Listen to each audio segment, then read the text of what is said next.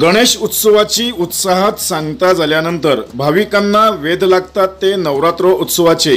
अवघ्या काही दिवसांवर नवरात्र उत्सव येऊन ठेपला असून पालघर, बोईसर, वाडा तालुक्यासह जिल्ह्यात सर्वत्र जय्यत तयारी सुरू झाली आहे।